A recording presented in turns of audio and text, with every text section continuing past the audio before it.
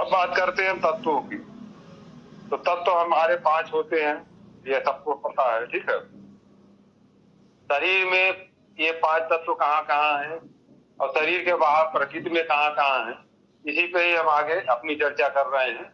तो देखिए, सबसे पहले आप प्रकृति को देखिए, ठीक है। तो प्रकृति में आप देखिए तो सबसे ऊपर क्या है? आकाश है। सबसे ऊपर क्या है? आकाश है। आकाश का मतलब होता है प्रकाश। आकाश का मतलब प्रकाश, जैसे उसका दूसरा पर्यायवाची शब्द होता है प्रकाश। मतलब जहाँ पे भी प्रकाश है, उजाला, खालीपन है, वो आकाश है। ये किसी का माइक खुला हुआ है, उसको आप बंद कर लें, ठीक है। आवाज आ रही, ठीक है। तो आकाश का मतलब प्रकाश, जहाँ पे हमको खालीपन दिख रहा है, जहाँ पे हमको रोशनी नजर आ रही है, वहां पे समझ लीजिए आकाश है। कमरे में आप बैठे हुए, अभी पूरे कमरे में सामान भर दीजिए तो कमरे में अंधेरा आ जाएगा, और कमरा खाली कर दीजिए तो कमरे में ऐसे ही रोशनी नजर आएगी।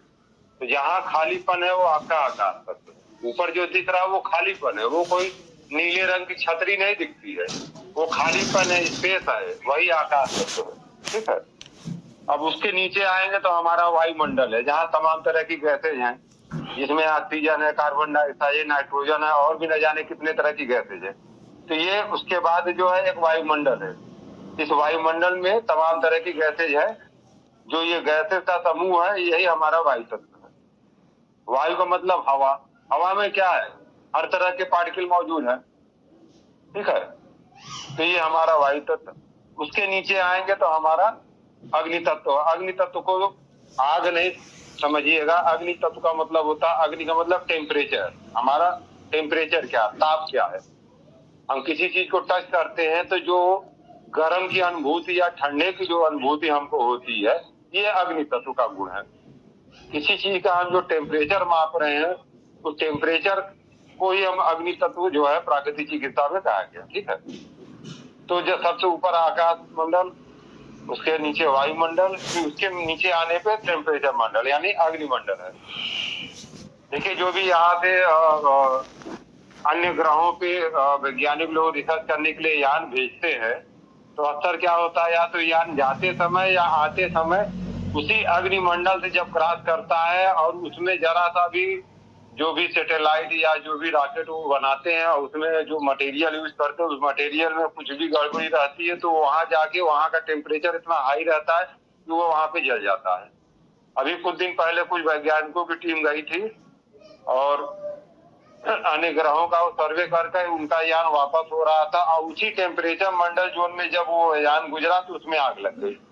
उसमें कोई इंडियन मूल की वैज्ञानिक थी, सुनीता विलियम्स या कोई चावला ऐसे नाम था, हम थोड़ा मिस कर रहे हैं, ठीक है। ये 2-3 साल पहले घटना, कल्पना चावला, ठीक है। तो उनका यान जब लौट रहा था तो उसी टेम्परेचर मंडल, अग्निमंडल को जब क्रॉस किया, उसी समय उस यान में आग लग गई, ठीक है। और अभी जो लास्ट टाइम जो अभी यान जो है यात्रा करके आई है, उसमें भी इंडियन मूल की जो है वो गए हुए थे वैज्ञानिक जो है, यही लखनऊ के थे, आपके शुभेंद्रु क्या नाम था, मिश्रा या जो भी थे, तो उनका यान देखिए वो सकुशल आ गया, लैंड कर गया, ठीक है। तो हम चर्चा कर रहे थे प्राकृतिक चिकित्सा में, तो सबसे ऊपर आकाश मंडल, फिर वायुमंडल, फिर उसके नीचे टेम्परेचर मंडल, अग्निमंडल। अब उसके नीचे आइए तो जल मंडल है। जल मंडल मतलब पानी का मंडल। ये पानी 3 तरह से है, 3 रूपों में है। वाष्प के रूप में, मतलब गैस के रूप में है, जो हमारे आसपास के वातावरण में हम जहाँ बैठे वहां पे भी हवा में नमी है, पानी है। अगर हवा में पानी न रहे तो हम 1 सेकंड के लिए भी जीवित न रहे, ठीक है। यही पानी लिक्विड फॉर्म में है, जो हम लोग यूज करते हैं नहाने में, पीने में, या जो नदी में या समुद्र में है। और पानी का तीसरा स्वरूप है बर्फ, जो पहाड़ों को जमा है, या जो हम लोग फ्रिज में देखते हैं, फ्रीजर में जो जमाया जाता है। तो पानी 3 स्वरूप में है। तो ये चौथा तत्व है जलमंडल, ठीक है। सबसे नीचे हमारी पृथ्वी है, जिस पर हम लोग रह रहे हैं, जिस पर हम लोग का जीवन चल रहा है, ठीक है। तो ये प्रकृति में तत्वों का क्रम है। तो कभी भी पूछा जाए कि 5 तत्व कौन कौन से हैं, तो क्रम से आप बताइए। अब इसी में ही तमाम लोग बोल रहे हैं, पृथ्वी तत्व, फिर अग्नि तत्व, फिर जो है आकाश तत्व। ये भाई आप प्राकृतिक चिकित्सा पढ़ रहे हैं, अगर आप भी क्रम से नहीं बोलेंगे तो फिर कौन बोलेगा। और आपको क्रम नहीं मालूम होगा तो किसको क्रम मालूम होगा? समझ में आया नहीं? समझे? जो प्रकृति में तत्वों का क्रम है वही तत्वों का क्रम हमारे शरीर में भी है। ठीक है, तो सबसे नीचे क्या हमारी है? पृथ्वी है। तो सबसे ऊपर आकाश, फिर वायु, फिर अग्नि, फिर जल और सबसे लास्ट में पृथ्वी। ठीक है, ये तो रही प्रकृति में पांचों तत्वों का स्थान। अब आइए अपने शरीर में देखिए, तो हमारे शरीर को चारों तरफ से कौन सी चीज है जो घेर के और शरीर को ढांचा बना के रखे हुए है? शरीर के ढांचा कौन बनाया हुआ है? शरीर का कौन सा तंत्र है? हम किसी को देखते हैं तो सबसे पहले उसका क्या दिखता है? उसकी हड्डी दिखती है, मांसपेशी दिखती है, उसका उनकी नसें दिखती हैं, उसका चमड़ी दिखता है। क्या? पृथ्वी तत्व, पृथ्वी तत्व हड्डियों में पृथ्वी तत्व होता है। त्वचा मिलता है। ठीक है, तो आप अपने शरीर को देखिए, अपने हाथ को ही सामने रख लीजिए, तो हाथ में सबसे ऊपर क्या दिख रहा है? त्वचा। ये त्वचा क्या है? ये आपका आकाश तत्व है। ठीक, त्वचा के नीचे क्या है? देखिए, लेडीजों में तो नहीं बहुत क्लियर दिखता है, जेंट्स के हाथ में देखिए तो नसें उभरी दिखती हैं, खून की नसें। ये खून की नसें क्या है? ये हमारा वायु तत्व है। ऑक्सीजन कहाँ दौड़ता है? गैस कहाँ दौड़ती है? इन्हीं खून की नसों में दौड़ता है ना। तो हमारा वायु तत्व क्या है? जो खून की नसें है, हमारा वायु तत्व। अब खून की नसों के नीचे क्या है? खून की नसों के नीचे हमारी मांसपेशियां। ये मांसपेशियां क्या है? ये हमारा अग्नि तत्व है।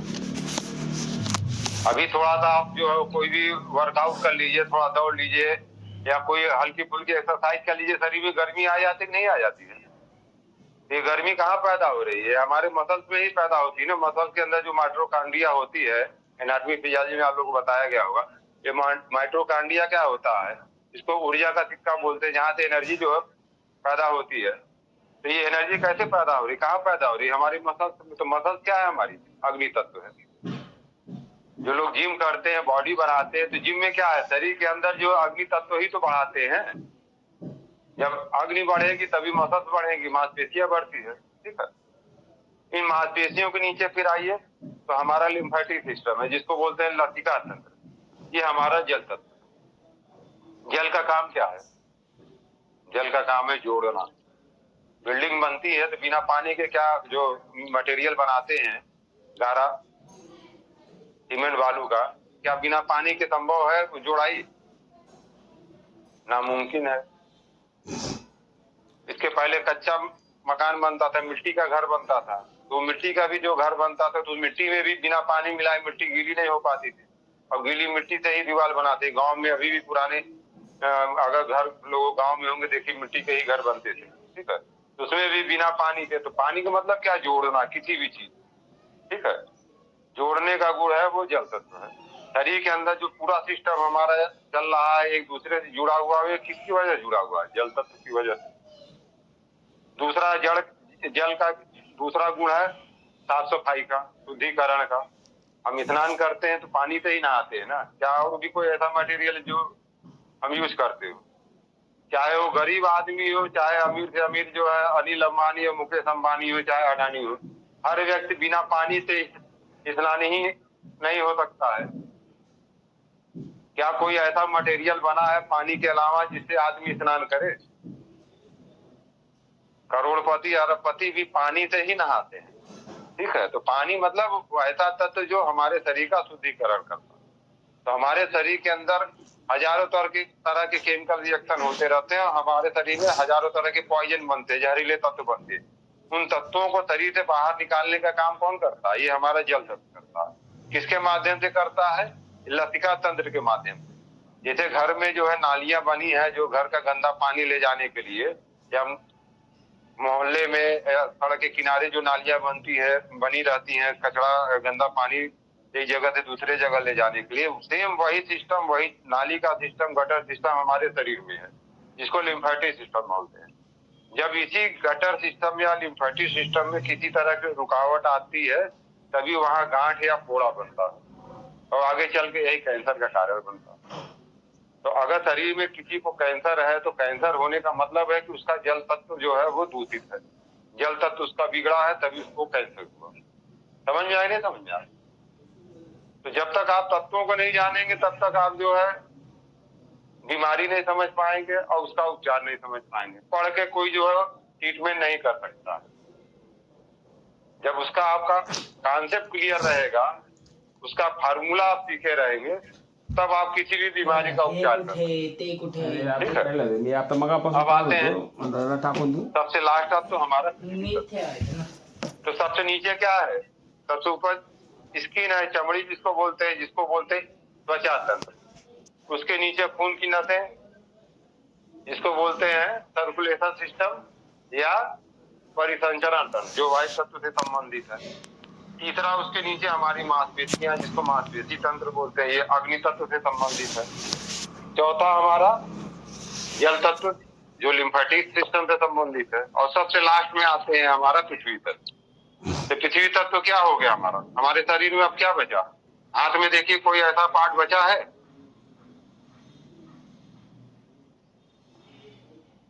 आप अपने हाथ को ध्यान से देखिए, सबसे ऊपर त्वचा है, उसके बाद खून की नसें हैं, उसके नीचे लिम्फेटिक सिस्टम है, सबसे लास्ट में क्या है? हमारी हड्डियां। हड्डियां जैसे हमारे प्रकृति में सबसे कठोर हिस्सा क्या है? सबसे कठोर हमारे प्रकृति में क्या है? पृथ्वी है।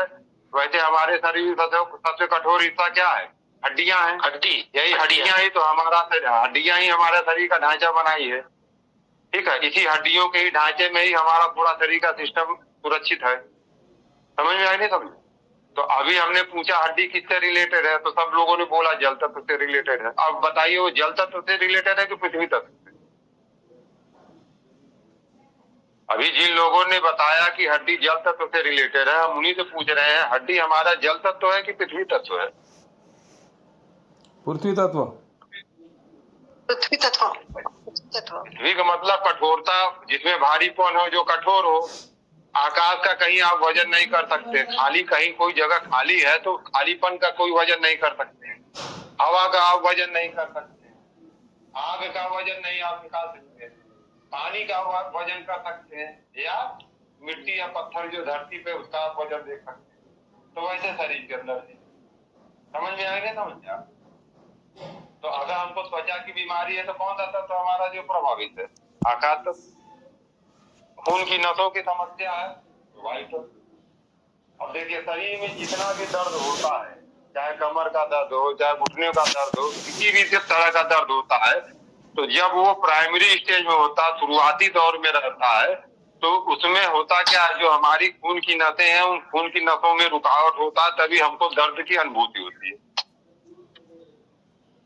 तो जो दर्द हो रहा है उसको वात रोग बोला जाता है, वायु रोग बोला जाता है। वायु रोग। हाँ, तो वायु क्या है? आपकी खून की नसें, मतलब शरीर के अंदर खून का रुकावट हो गया तो आपको वायु रोग हो गया, आपको दर्द होना शुरू हो गया। समझ में आए नहीं समझ?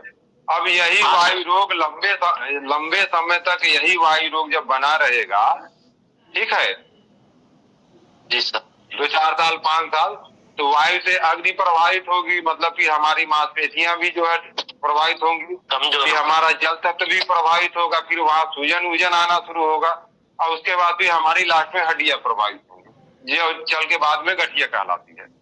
समझ में आए नहीं समझ में आए? हाँ सर, समझे नहीं सर? हाँ, तो अगर किसी को शरीर में दर्द हो रहा है तो ये यही देखना है कि ये अभी वायु तत्व तक ही है कि अग्नि तक पहुंच गया, कि जल तक पहुंच गया, कि पृथ्वी तक पहुंच गया।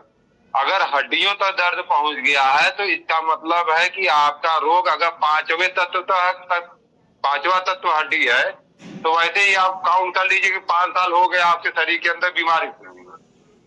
हड्डियों का रोग तुरंत नहीं शुरू होता। सबसे पहले आकाश तत्व वायु होगा, फिर वायु बिगड़ेगी, फिर अग्नि बिगड़ेगी, फिर जल बिगड़ेगा, सबसे लास्ट में जाके हड्डी बिगड़ती है।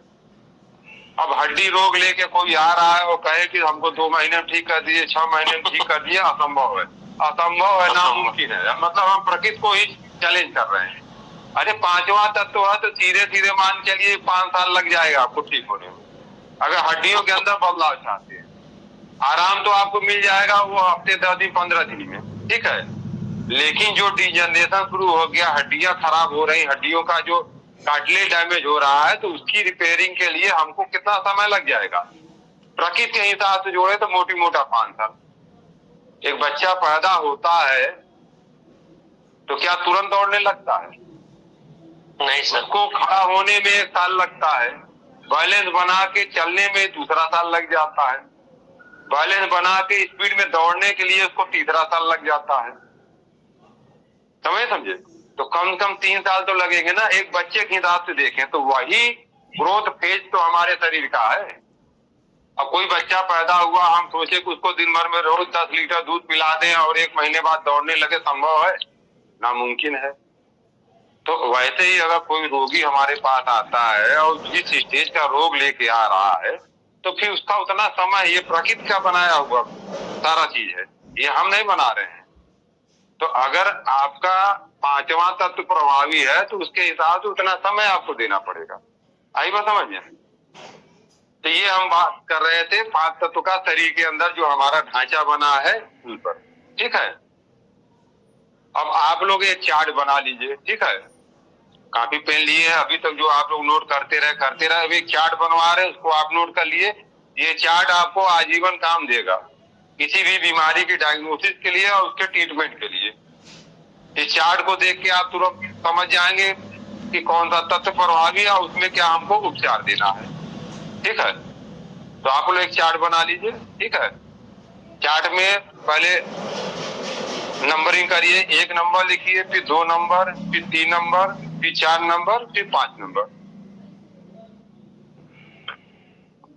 लेफ्ट साइड में सबसे जहां से लिखना शुरू करते हैं वहां नंबरिंग कर दीजिए। 1 number, 2 number, 3 number, 4 number, 5 number. देखिए ये जो नंबर है, ये नंबर भी तत्व का ही इंडिकेशन करता है। 1 नंबर अगर कहीं लिखा है मतलब वहां आकाश तत्व की प्रधानता है। 2 नंबर लिखा है तो यहाँ वायु तत्व की प्रधानता है। 3 नंबर लिखा है तो वहां अग्नि तत्व की प्रधानता है। कहा जाता है ना 3 तिगाड़ा काम बिगाड़ा, मतलब 3 जहां 3 लोग रहेंगे वहां वो चीज बिगड़नी। मतलब 3 का मतलब है जहां आग लगाने वाला काम होता है। 3 अग्नि का है, 3 तिगाड़ा काम बिगड़ा। ठीक है, चौथा है 4 नंबर। 4 नंबर मतलब जल तत्व। ठीक है, जहाँ 4 यार मिल जाए वही रातों एक गाना। 4 दिशाएं, मतलब 4 का मतलब क्या? जहाँ आपका एक सिस्टम तैयार हो रहा है, जहाँ कोई भी चीज जोड़ी जाती है। मकान बनता है तो उसमें 4 दीवारें होती, 3 दीवार पे कोई मकान नहीं बनता है। 4 दीवार होती है ना, पूरा, पश्चिम, उत्तर की, दक्षिण। ठीक है, 5 का मतलब पृथ्वी तत्व। कहीं पे भी 5 का अंक है, इसका मतलब वहां पृथ्वी तत्व की प्रधानता है। ठीक है, आपकी डेट ऑफ बर्थ में 5 अंक आ रहा है। 5 तारीख को आप पैदा हुए तो आपके अंदर पृथ्वी तत्व की प्रधानता। 3 तारीख को आपकी पैदाइश है तो आपके अंदर अग्नि तत्व की प्रधानता है। बात समझे? अब ये जो नंबरिंग है ये हिंदी कैलेंडर से देखिएगा। जो हिंदी का पंचांग होता है कि आपकी जन्म तिथि में जो आपका डेट था, किस डेट पे हुए थे, प्रथमा, द्वितीया, तृतीया, चतुर्थी, पंचमी। ठीक है, जो भी डेट होगा उस डेट को आप जोड़ लीजिए। जोड़ने के बाद जो मूल अंक आएगा वो तत्व की प्रधानता है आप। ठीक है, तो इससे आप ये भी आप जान सकते हैं कि आप किस तत्व से प्रभावी है, किस तत्व की प्रधानता आपके अंदर है। समझ में आई? नहीं समझ में आई? अब लिखिए 1 नंबर के आगे आकाश तत्व, 2 नंबर के आगे वायु तत्व, 3 नंबर के आगे अग्नि तत्व, 4 नंबर के आगे जल तत्व, 5 नंबर के आगे पृथ्वी तत्व। हो गया? अब आगे लिखिए अंग तंत्र। ऊपर हेडिंग डाल दीजिए अंग तंत्र। शरीर में देखिए 2 चीजें हैं, एक हमारे अंग है, एक हमारा अंग तंत्र है। अंग तंत्र का मतलब जाल, नेटवर्क, जो हमारे शरीर का ढांचा बना रहा है, जो हमारे शरीर का पूरा नेटवर्क बना हुआ है, जिन चीजों से बना है उसको बोलते हैं अंग तंत्र। तो उसमें सबसे ऊपर है 1 नंबर पे त्वचा तंत्र, 2 नंबर पे हमारा परिसंचरण तंत्र जिसको बोलते हैं सर्कुलेशन सिस्टम, 3 नंबर पे हमारा सर दोबारा बोलना, पहले नंबर से तंत्र वाला बोलना नहीं, बोलिए, दिल्ली वाली भाषा नहीं। ठीक है, बोलिए। ओके सर, बोलिए सर। हाँ, 1 नंबर पे आकाश तत्व है तो हमारा त्वचा तंत्र। अरे शरीर को आप देखिए, सबसे ऊपर क्या त्वचा है, हमारा आकाश है। कोई व्यक्ति किसी को हम देखते हैं तो हम सबसे पहले उसका आकाश ही तो देखते हैं, उसको, उसकी पर्सनालिटी कहाँ देखते हैं, उसके त्वचा से ही देखते हैं। आदमी प्रभावित कैसे करता है? किसी की पर्सनालिटी अट्रैक्ट करती है। आप भीड़ में जाइए तो कुछ ऐसी पर्सनालिटियां कि एक नजर में प्रभावित कर जाती हैं, और कुछ पर्सनालिटियां ऐसी हैं कि उनके साथ हम 20 साल रह गए तो भी हमको प्रभावित नहीं करते। तो जिसका आकाश तत्व मजबूत है वो हमको प्रभावित करता है। ठीक है, तो 1 नंबर पे त्वचा तंत्र, 2 नंबर पे परिसंचरण तंत्र, सर्कुलेशन सिस्टम जिसको बोलते हैं, 3 नंबर पे हमारा मांसपेशी तंत्र, मसल सिस्टम जिसको बोलते हैं, 4 नंबर पे हमारा लिम्फेटिक सिस्टम, लसिका तंत्र, और 5 नंबर पे हमारी हड्डियां हैं जिसको बोलते हैं अस्थि तंत्र, स्केलेटल सिस्टम। हो गया? क्लियर है? बिल्कुल सर, हाँ, ये हमारा अंग तंत्र है। ठीक, क्या इसके अलावा भी शरीर के अंदर कुछ है?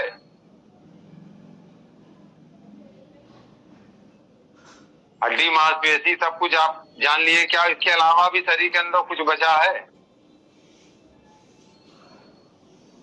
अभी हमारे मेन अंग बचे हैं जिसको बोलते हैं अंग। अभी तो अंग तंत्र बताए हैं, अब लिखिए अंग। अंग जिससे हमारा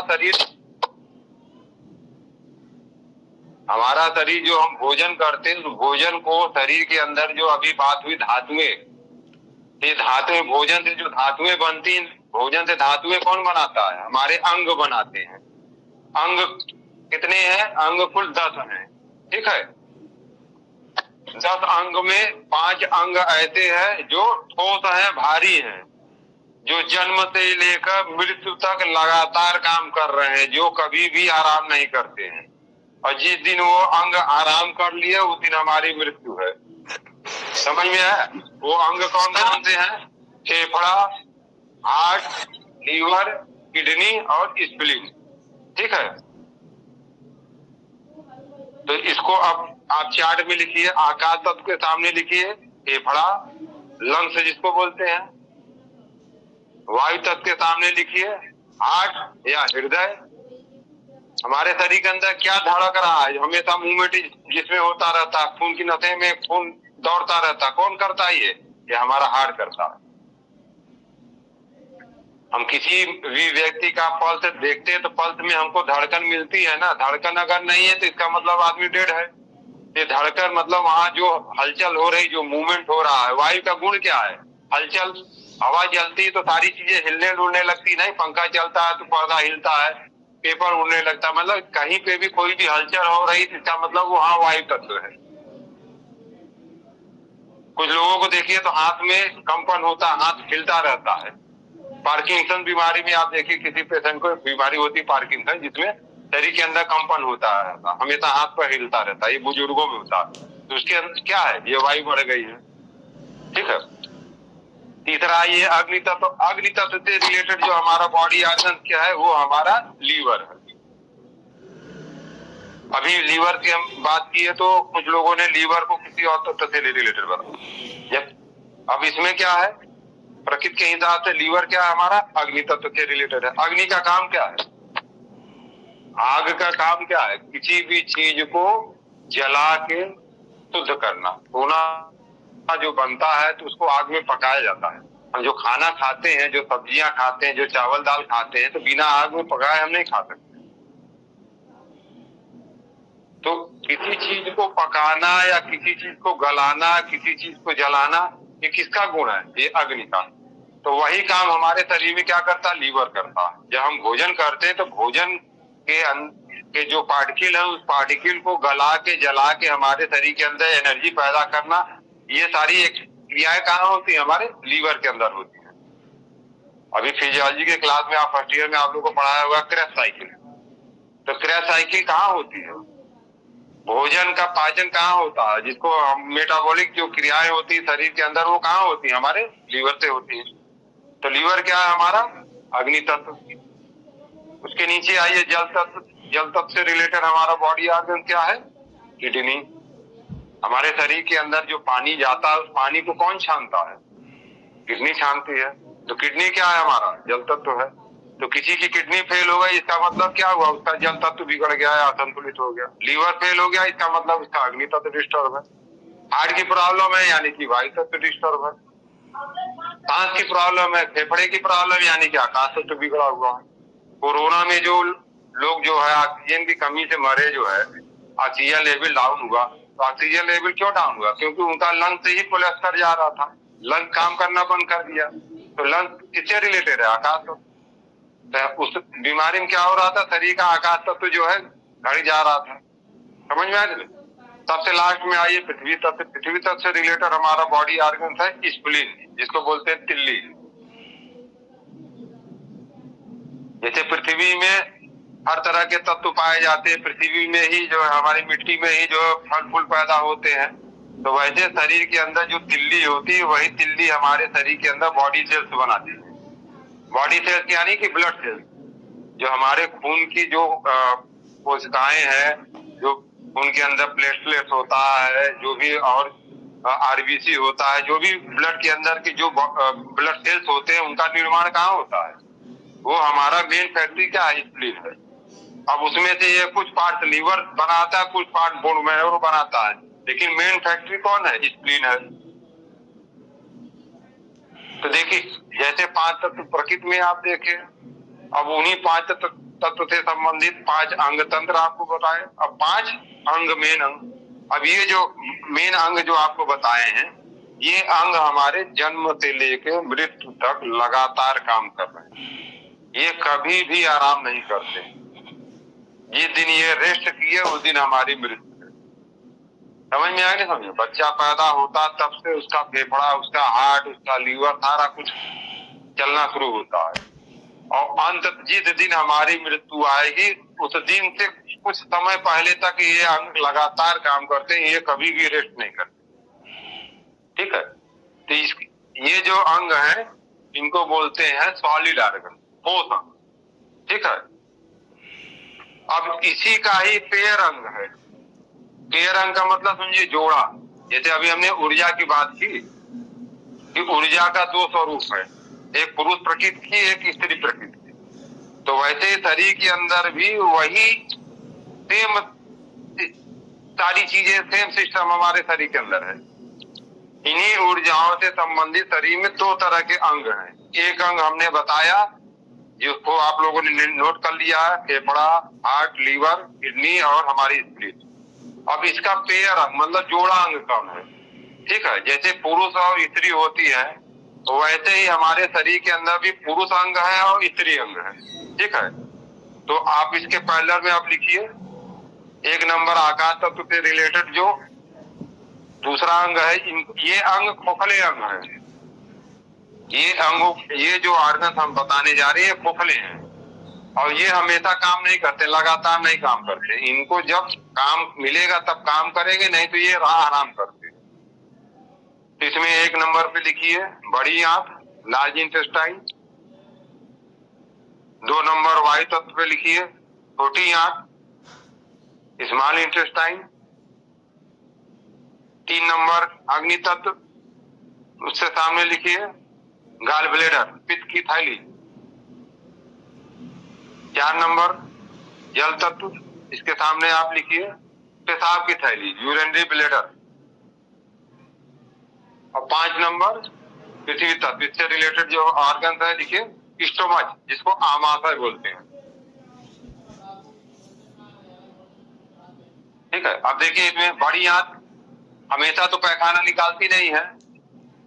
जब उसके अंदर मल स्टोर हो जाएगा, पैखाना भर जाएगा, तो वो उसको हमको सिग्नल देगा, फिर हम शौच के लिए जाएंगे और हमारे शरीर से बाहर हो जाएगा। जहां मल बाहर हो गया उसके बाद बड़ी आंत आराम करती है। छोटी आंत का भी काम है। जब हम भोजन करते हैं तो भोजन सबसे पहले कहाँ आता है? जब भोजन को मुंह में हम चबाते हैं, चबाने के बाद भोजन कहाँ जाता है? हमारे आमाशय में। आमाशय में 4 घंटा रहता है, फिर वहां से भोजन कहाँ जाता है? हमारी छोटी आंत में। छोटी आंत में 4 से 6 घंटे, 8 घंटा, जैसा हम मटेरियल यूज किए है, जो भोजन जिस तरह का हम खाए हैं उसके हिसाब से समय कम ज्यादा लगता है। तो छोटी आंत 4 से 6 घंटे, 8 घंटे भर की भोजन का पाचन की, उसके बाद वह भोजन को कहाँ भेज देती है? बड़ी आंत में। तो जब तक भोजन को पचा रही छोटी आंत काम कर रही, उसके बाद फिर क्या करती है? वो आराम करती है।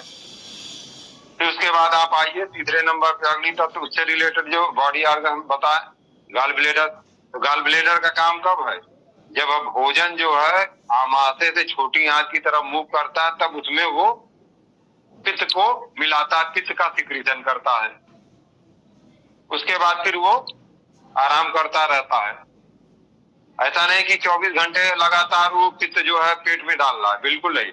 जब भोजन आमाशय से छोटी आंत की तरफ मूव करता है, तब जो है उस भोजन में पित्त को मिलाया जाता है, तब गॉल ब्लेडर पित्त छोड़ता है, नहीं तो आराम करता रहता है। फिर चौथे नंबर पे आपका है जल तत्व, उससे रिलेटेड बॉडी ऑर्गन है यूरिनरी ब्लेडर, पेशाब की थैली। तो आप हमेशा तो बाथरूम के लिए जाते नहीं, हमेशा तो पेशाब करते नहीं रहते हैं। जब पेशाब की थैली भरती तभी उसको हम यूज करते हैं। तो पेशाब की थैली हमेशा तो काम नहीं कर रही है। जब पेशाब भर गया, जब उसको निकालना वो सिग्नल देगा, तब वो पुश आउट करेगा, उसके बाद फिर वो आराम करता है। ठीक है। ऐसे लास्ट में हमारा 5 पृथ्वी तत्व है, इससे रिलेटेड जो हालो ऑर्गन है वो क्या है? हमारा आमाशय। आमाशय जिसको स्टोमच बोलते हैं। जो हम भोजन करते हैं तो भोजन सबसे पहले कहाँ जाके पचना शुरू होता है? हमारे आमाशय में। इसी आमाशय को हमारे शरीर की रसोई बोला जाता है। ध्यान से आप लोग समझिएगा, हम लोग अपनी रसोई में कितना भी अच्छा बना ले, कितना अच्छा मसाला मिला ले, कितना अच्छा उसमें स्वाद डाल दे, उससे कोई मतलब नहीं। वो भोजन जब हमारे शरीर में जाएगा तो शरीर अपनी खुद की रसोई में उसको फिर से पकाता है।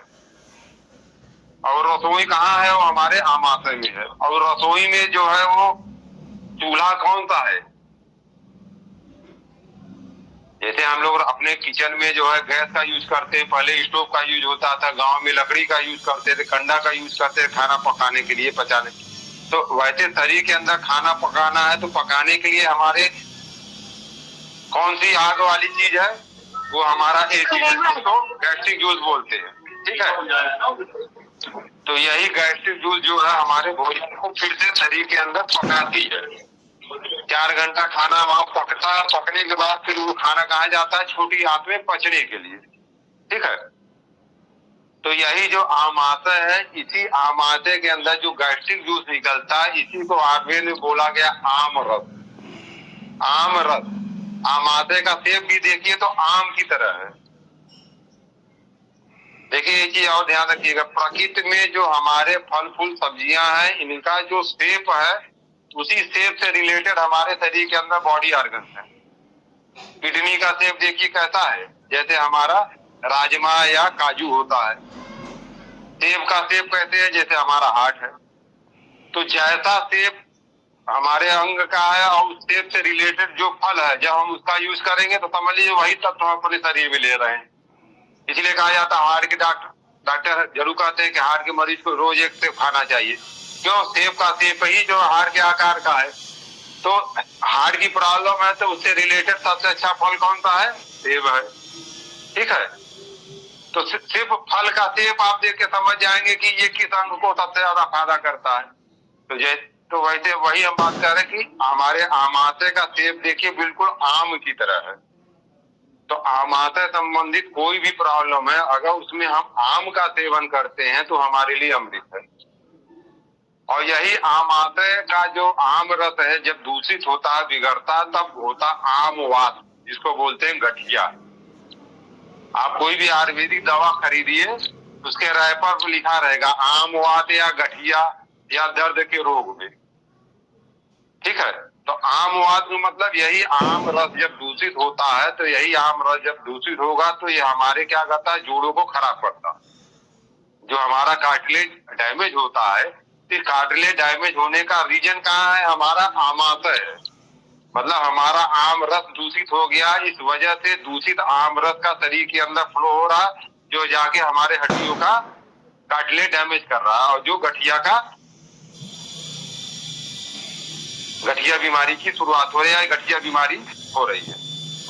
तो अगर हमको उपचार करना है तो हम हड्डियों के साथ साथ हम किसका भी उपचार करेंगे? अपने आमाशय का, तब जाके हम गठिया खत्म कर पाएंगे। इसीलिए गठिया जल्दी कोई ठीक नहीं कर पाता है, क्योंकि गठिया के इलाज 2 जगह होना चाहिए। एक तो जो हड्डी पे हो रहा है बीमारी है वहां लोकल ट्रीटमेंट, और जो उसका ओरिजिन है, ओरिजिन कहाँ है, हड्डी से रिलेटेड जो बीमारी है पता नहीं पृथ्वी तत्व से संबंधित है, और आमाशय किससे संबंधित, वो भी पृथ्वी तत्व से संबंधित है। तो हड्डी की जो बीमारी की पैदाइश का कारण कहाँ है, हमारे ये बॉडी ऑर्गन। जब बॉडी ऑर्गन के सिस्टम में किसी तरह की प्रॉब्लम होगी तभी हमारे बॉडी ऑर्गन का जो तंत्र है वो हमारा डिस्टर्ब होता है। अब देखिए अभी हमने बताया आकाश तत्व से रिलेटेड बॉडी ऑर्गन हमने नोट कराया, फेफड़ा और बड़ी आंत। तो अगर व्यक्ति के अंदर शरीर में फेफड़े की प्रॉब्लम है या बड़ी आंत की प्रॉब्लम, बड़ी आंत मतलब उसको कब्ज की प्रॉब्लम रहती है, पेट सही नहीं रहता है, पैखाना ठीक से नहीं होता, तो जिसको कब्ज की प्रॉब्लम है उसको 100% त्वचा रोग होना है। क्यों होना है, क्योंकि बड़ी आंत आकाश तत्व से संबंधित है और आकाश तत्व से संबंधित हमारा त्वचा है। तो जब हमारी बड़ी आंत बीमार होगी तो मानी बात है हमको त्वचा रोग होगा। तो त्वचा रोग जो हो रहा है वो त्वचा बता रही है कि हमारे अंदर की बड़ी आंत बीमार है। स्किन के डॉक्टर स्किन के ऊपर दुनिया भर का मलहम लगाते रहते 10 साल 20 साल, लेकिन स्किन की बीमारी ठीक नहीं होती है। क्यों, क्योंकि उसका कारण हमारे अंदर बड़ी आंत है। जब तक हम बड़ी आंत का इलाज नहीं करेंगे तब तक हम त्वचा रोग नहीं ठीक कर सकते। किसी भी तरह का त्वचा सोराइसिस हो, एक्जिमा हो, किसी तरह की ईचिंग हो, सफेद दाग हो, इसका कारण कहाँ है, इसका कारण हमारी बड़ी आंत है। और उसका पेयर ऑर्गन कौन सा है, फेफड़ा है। इसीलिए कहा जाता है त्वचा रोग में आप फेफड़े की एक्सरसाइज करिए। फेफड़े की एक्सरसाइज क्या, प्राणायाम करने से हमारा त्वचा रोग ठीक होता है। ये हजारों बार आप लोग सुने होंगे, हजारों जगह लिखा पढ़ा होगा आपने।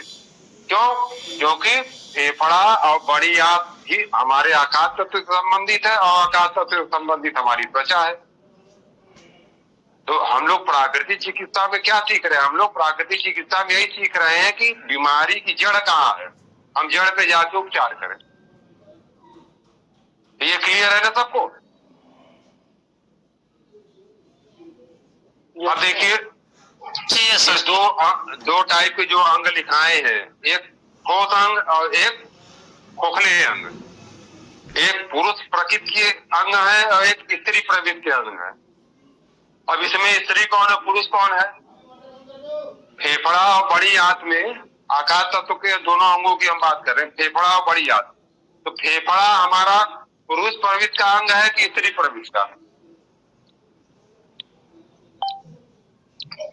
सर पुरुष। और कोई?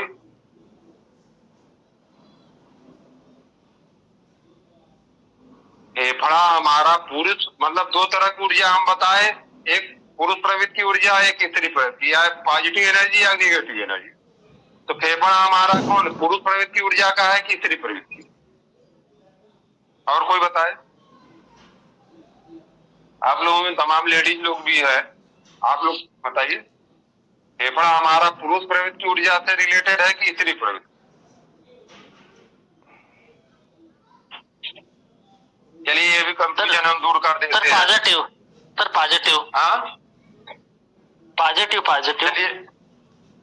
नहीं, पुरुष प्रवृत्ति की है कि स्त्री प्रवृत्ति? पहले आप लोग ये जानिए पुरुष प्रवृत्ति ऊर्जा और स्त्री प्रवृत्ति ऊर्जा में क्या अंतर है। पुरुष प्रवृत्ति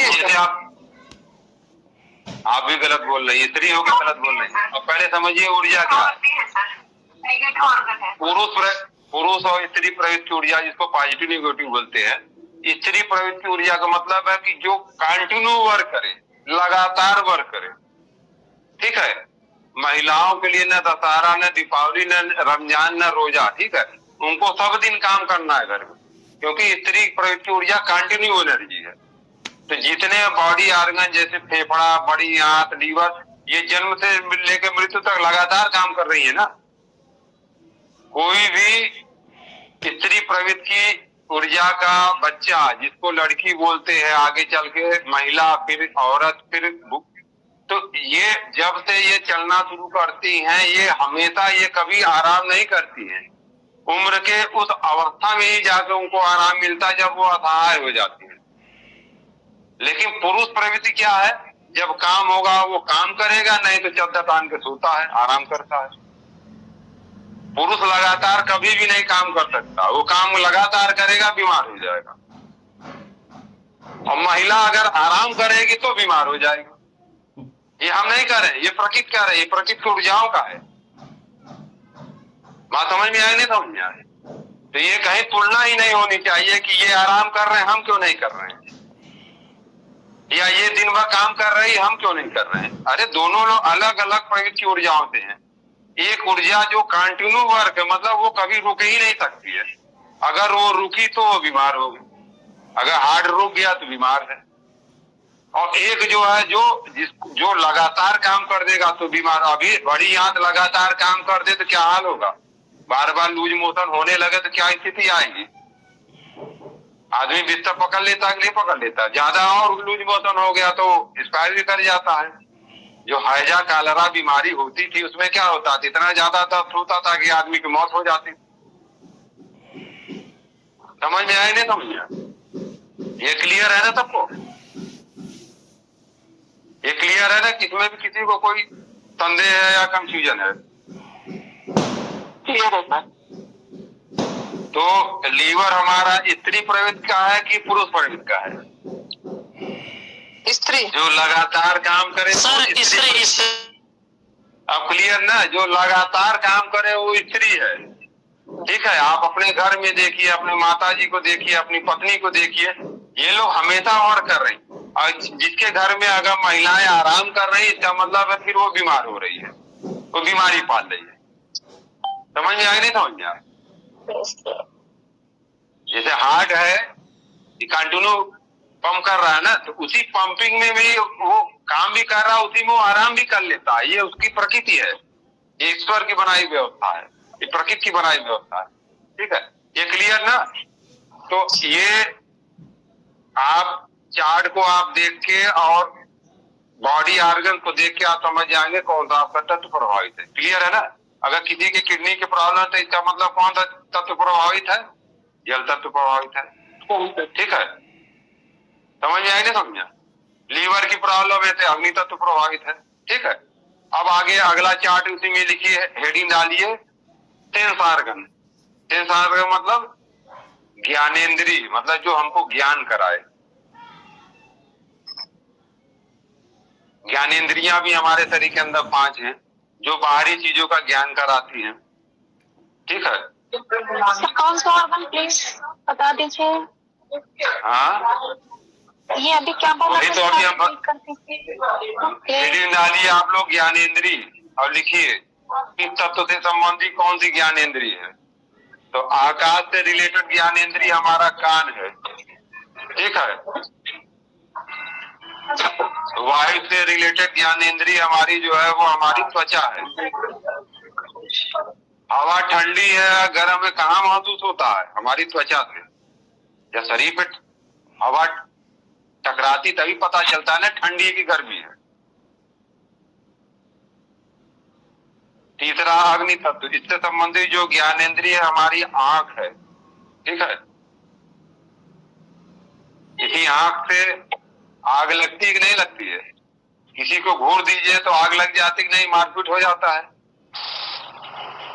इसी आंख से कहा जाता है नजर लगा दिया, नजर लग गई।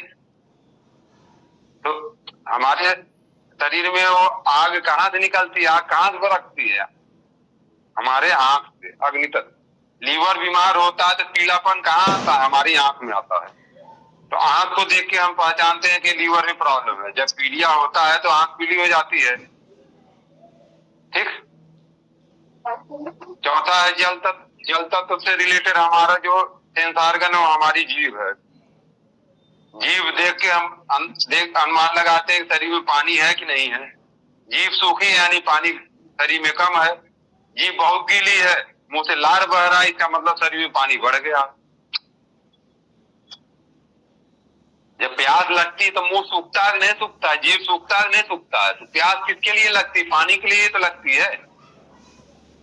तो जीभ क्या है? हमारा जल तत्व है, ठीक है।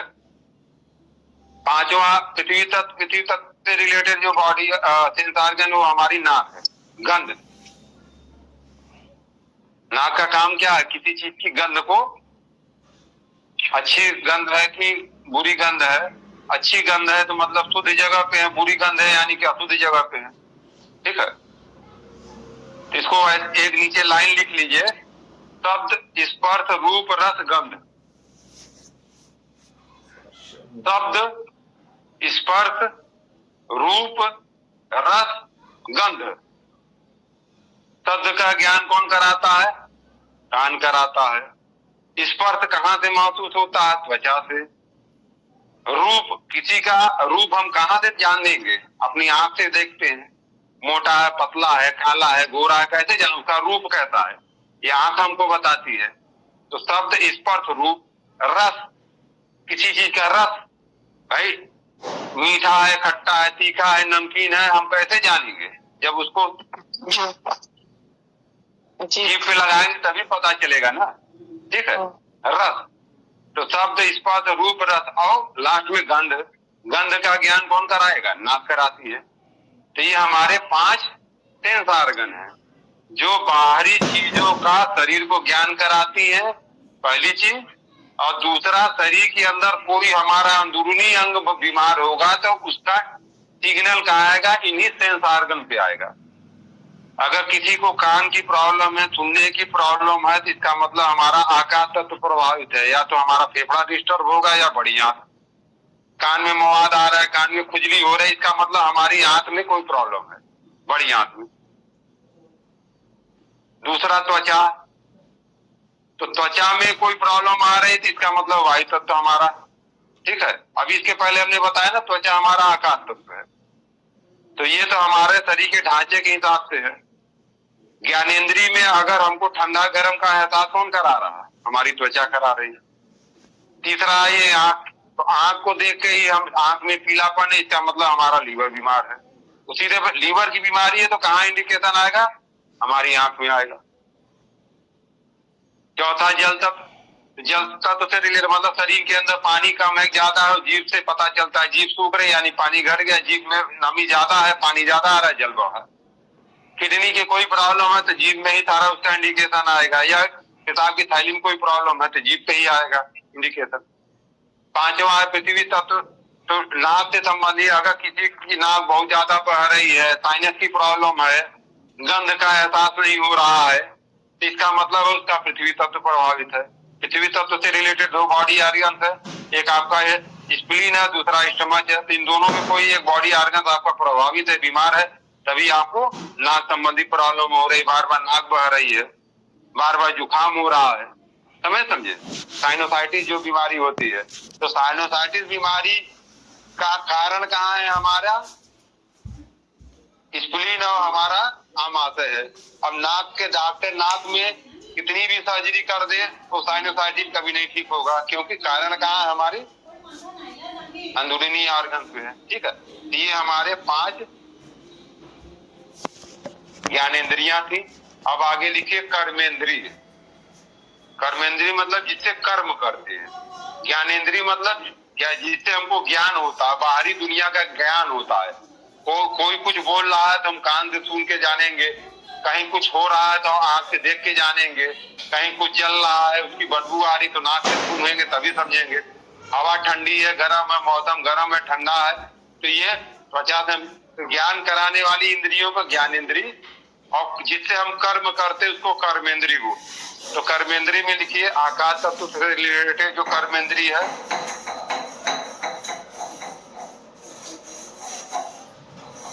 बायां हाथ, नहीं दायां हाथ, पहली कर्मेंद्रिय आकाश तत्व। जैसे आप चल रहे हैं और अचानक आप गड्ढे में पैर पड़ा या डिसबैलेंस हुए, आप गिरे, तो गिरते समय सबसे पहले कौन सा अंग आपको संभालने के लिए आगे बढ़ता है? वो आपका दाहिना हाथ। अगर राइट हैंड वाले व्यक्ति हैं तो दाहिना हाथ, लेफ्ट हैंडेड है तो बायां हाथ। होता है कि नहीं होता है? अभी पैर फिसल जाए, कुछ आ जाए, स्लिप कर जाए तो सबसे पहले क्या चीज बढ़ती है? कर्मेंद्रिय में कौन हमको संभालता है? सबसे पहले हाथ ही बढ़ाते हैं ना। तो कर्मेंद्रिय में आकाश तत्व से रिलेटेड कौन सा कर्मेंद्रिय हो गए? हमारा दाहिना हाथ। वायु से रिलेटेड बायां हाथ, अग्नि से रिलेटेड बायां पैर, और जल से रिलेटेड दाहिना पैर, और पृथ्वी से रिलेटेड हमारा गर्दन और सिर। ठीक है, गर्दन या सिर में कोई प्रॉब्लम है तो इसका मतलब हमारा पृथ्वी तत्व प्रभावित है। बाएं हाथ में प्रॉब्लम है तो वायु तत्व है। बाएं हाथ वायु तत्व, बाएं हाथ में दर्द आता है तो डॉक्टर कहते हैं ना हार्ट को जांच कराइए, तो हार्ट क्या है, हमारा वायु तत्व है। तो प्राकृतिक चिकित्सा साफ साफ बता रही है, अंग्रेजी डॉक्टर ईसीजी कराते हैं, इको कराते हैं, प्राकृतिक चिकित्सा साफ साफ करी बाएं हाथ में दर्द हो रहा है, बाएं हाथ हमारा वायु तत्व, इसका मतलब आपका हार्ट प्रभावित है। समझ में आएगा? समझ यार, किसी को कुछ पूछना है तो लास्ट में पूछिएगा क्योंकि समय का अभाव है। ठीक है, अभी कुछ चीजें, कर्मेंद्रिय आपकी हो गई। बायां पैर अग्नि, दाहिना पैर जल। देखिए शुगर की बीमारी में क्या होता है, डायबिटिक में शुगर की बीमारी में हमारी मांसपेशियां गलने लगती है, यानी कि हमारा अग्नि तत्व, और पेशाब बहुत ज्यादा होता है यानी जल तत्व, यही होता है ना शुगर में। शरीर गलने लगता है, पेशाब बहुत ज्यादा होता है। मुंह सूखता है तो मुंह सूखना यानी जल तत्व, पेशाब बहुत ज्यादा होना जल तत्व। वजन घट रहा है, मांसपेशियां गल रही है यानी कि अग्नि तत्व। तो अग्नि तत्व और जल तत्व दोनों हमारा डिस्टर्ब होता है तब शुगर बीमारी होती है। इसीलिए कहा जाता है पैदल चलिए। मतलब 3 नंबर हमारा बायां पैर, 4 नंबर दाहिना पैर। अब जितना ज्यादा हम चलेंगे उतना ही हमारा अग्नि और जल तत्व बैलेंस होगा। तो कहा जाता है ना शुगर की बीमारी में आपको पैदल चलिए। तो लोग अलग अलग थ्योरी देते हैं, पैदल चलिए पसीना हो, पैदल चलिए। अरे कुछ नहीं, 3 नंबर हमारा बायां पैर, 4 नंबर दाहिना पैर, और अग्नि जल यही दोनों हमारा डिस्टर्ब हुआ तभी शुगर की बीमारी है। तो खूब चलेंगे, हमारा तत्व बैलेंस होगा, हमारी बीमारी दूर होगी। क्लियर है? तो कहने मतलब ये है कि जो हम लोग 5 तत्व को सुनते आए हैं अभी तक, आज हमने आपको उन्हीं तत्वों को शरीर के अंदर दिखा दिया। ठीक है, अब ये आपको स्व अध्ययन करके, स्वयं में अध्ययन करके, अपना चिंतन मनन करके अब अपने ज्ञान को उस लेवल पे आप डेवलप करिए कि रोगी आए, मरीज आए और वो अपनी बीमारी बताए, आज तुरंत जो है आप डायग्नोसिस में ये आप क्लियर कर लेंगे कि कौन सा तत्व प्रभावी है या कौन सा तत्व हमारा डिसबैलेंस हुआ है।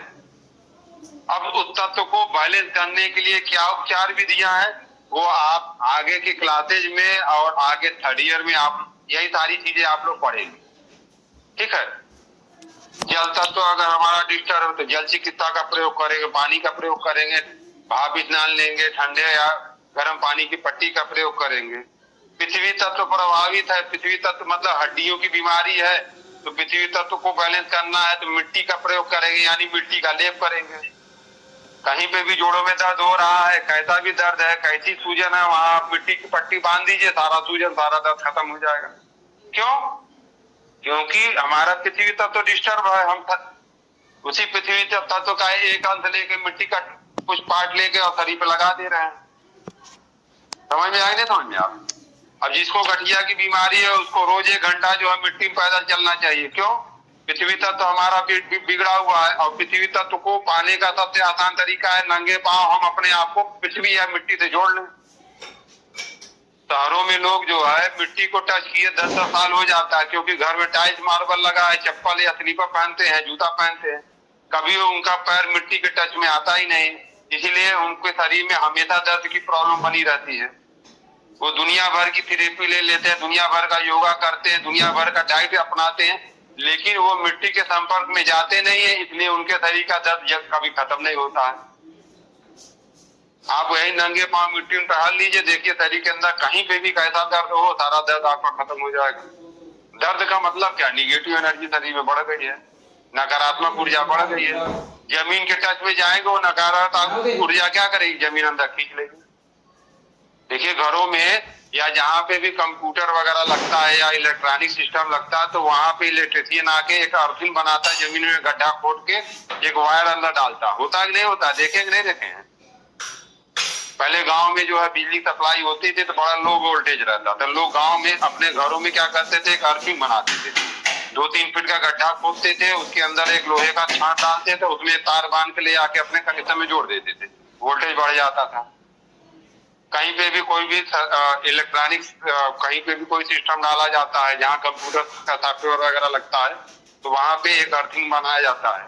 तो अर्थिंग का मतलब क्या है कि जो इलेक्ट्रिक सिस्टम है उसके अंदर जो नकारात्मक ऊर्जा पैदा हो रही है, वो निगेटिव ऊर्जा की बात नहीं कर रहे हैं, जो पुरुष और स्त्री वाली बात कर रहे हैं। पुरुष और स्त्री ऊर्जा के संयोग के एक और तीसरी ऊर्जा पैदा होती है।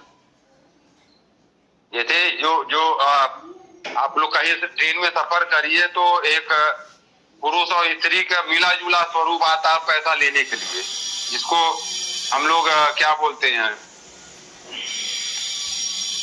जो ताली बजाते हैं, जिसको हिंजड़ा बोला जाता है या क्या बोला जाता है,